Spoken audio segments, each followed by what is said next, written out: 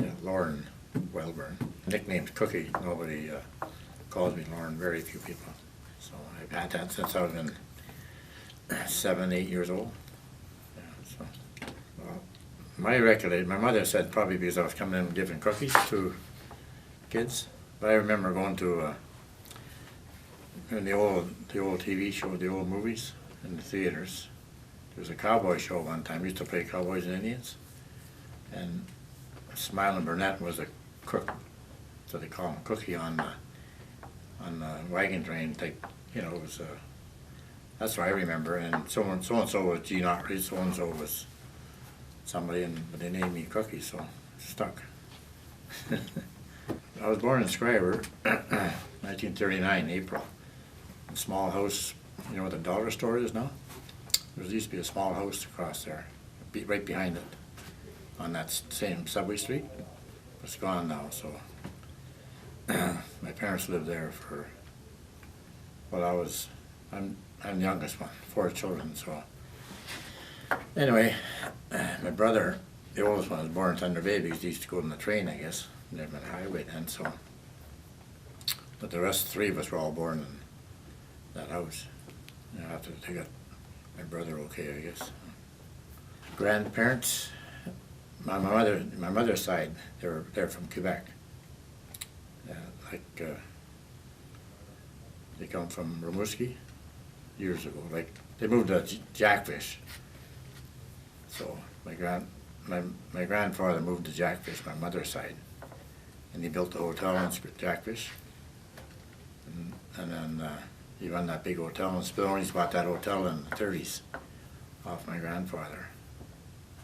Or I guess my grandfather, kind of a strange story. It's, he went to war 1914, 1919, and he had 10 kids. My mother was in the middle. But he went to war for 5 years, in 1914, 1919, and then he come back. He didn't get killed, of course. He came back and he signed everything to the wife before he went over. And when he came back, she wouldn't give it back to him. So he moved up the railroad track to stay with the son. I guess the son had a little house there. So he just stayed there, and he worked as a guide and stuff like that. Worked in a coal shop, the coal chutes over there. And then I guess that when the mother died, she left it to 2 of the daughters out of the 10 kids, and then they couldn't run it, so they sold to Spilloney's. Fraser, William Fraser, Bill Fraser. He's well known all through this area because he was in the guiding and bringing people in from the States and stuff like that.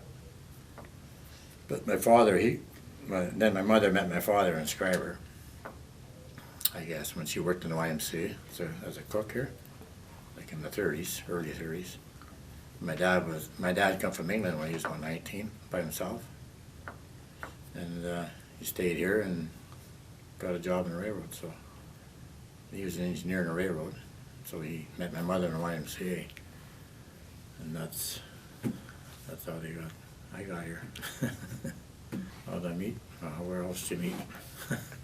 In a bar club, Thunder Bay. Like I worked in Thunder Bay. I worked here for a couple of years as brakeman, then I went to Thunder Bay and worked, hired on the CN. And I was out one night, one of the clubs there, and bumped into her. She was a nurse at that time. So that was around 1967, 60, something like that. And we got married in 69. And had 2 children.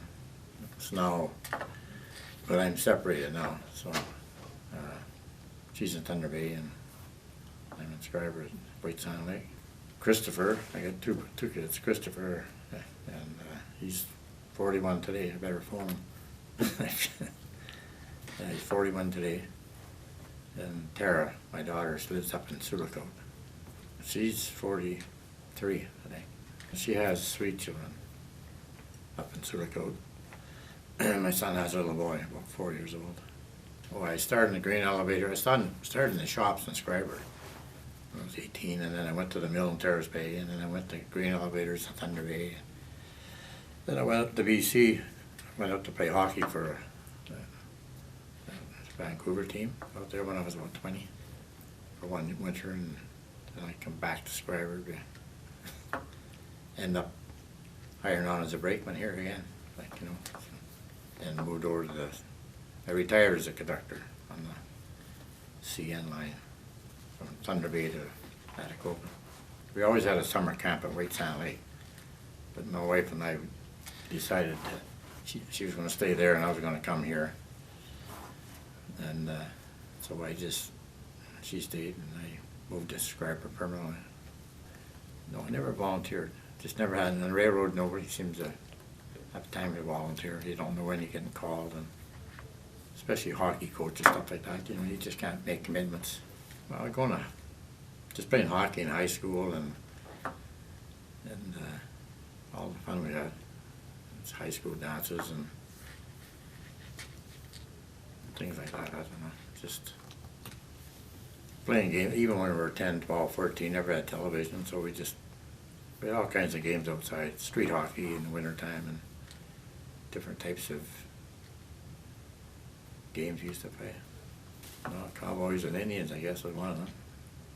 Wintertime, snare rabbits, stuff like that, and, you know, snowshoe. And summertime, I guess it was mostly baseball and going out. We used to build go in the bush, being a small town, just go in the bush and build little shacks. We call them shacks. I think kids call them forts now. And each group of kids would have their own, you know, stuff like that. Since I was a child, well, I don't see anybody on a bicycle going fishing anymore, or even walking. Like, we spent a lot of time fishing and going different places, but you just see kids walking. They got a cell phone in their hand, or and probably everybody's saying the same thing. How they don't spend a lot of time outside. And now parents are trying to find things to do for children. They can't seem to find their own things to do, because I know with grandchildren, they're always bored. You know, go outside and do something. Well, the biggest one is fishing. I fish summertime every 2 or 3 days. And I used to golf a lot, but I haven't golfed 4 or 5 years because the knees were bothering me. So, but I golf quite a bit, and I got a motorcycle. I drive. I like motorcycle. You know, driving to different trips. I haven't been out that much either because of the weather. But fishing and hunting, do a lot of hunting. Prior to hunting, I put trail cameras out just for moose hunting and deer hunting. And one thing that always sticks in my mind is I used to go blueberry picking. I remember going up we never had roads or cars. We never had cars. You know, some people had them, but we never had a car. Or blueberry picking. I guess it had to be, it was 1945 because I was 6 then, and coming down the street, you know, fire whistles were blowing and everything was going on, and that's when the Japanese surrendered.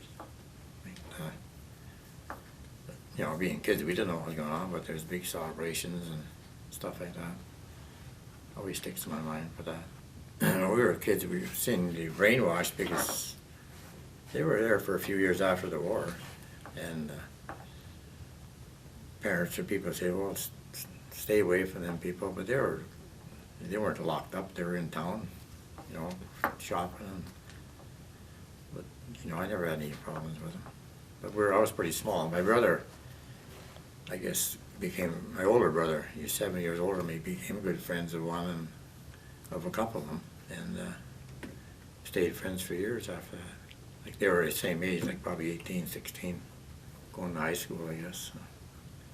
Yeah, some of them stayed over, you know, and stayed working the railroad, the shops. They couldn't hire on the running trade because I guess they had something against the Japanese and the natives that hire on like that. Yeah, well, the reason I started it, I think, is I just retired, and I was taking a genealogy course in college, and I thought, well, I'll go to England and check up where my parents come from, but never had the internet then, as far as all the information. Just started that. So I took a course how to find this and how to find that, and so I started going to the newspaper, just go to watch the films at the library, and just sort of stuck on me, you know, going through everything. I was looking for things, and then I started looking for my own parents, you know, like the BC, my mother, we all grew up in Schreiber. I picked one piece, and one led to two, and two led to three, and so I had them all laying on the table one day, and my wife said, "Why don't you put it in the book?" So that's how it started. I just started putting pieces here and there, so I just made it one year to the next, and I ended up 100 years. So then I run out of the old stuff. They didn't have any Schreiber news in the newspaper anymore in the 60s, 70s, so I had to go to the library, and the library told me to go ahead and make all the copies I want, and they kept the copies. So, and then I went to Terrace Bay because I had to get news of the Terrace Bay news. So, and same as the Jean that works down there. So they have a copy down there too. So that's how it all started. I haven't done it for a long time, but I loaned the book out. I just got it back yesterday. I loaned it to somebody in Thunder Bay. There's different people that really think it's, you know, it's kind of nice to look at. Even these people in their 50s and 60s, they can see when they were teenagers, different things. I figure it's going to start getting better, you know. Just need some more mining in here. I think that's going to come. Yeah, when I go to Thunder Bay, well, especially when you're older, I mean, I don't do things like I did when I was young. I mean, mostly outdoor stuff, so go to Thunder Bay just to go shopping once in a while, and you just can't get out of the traffic fast enough to come back home.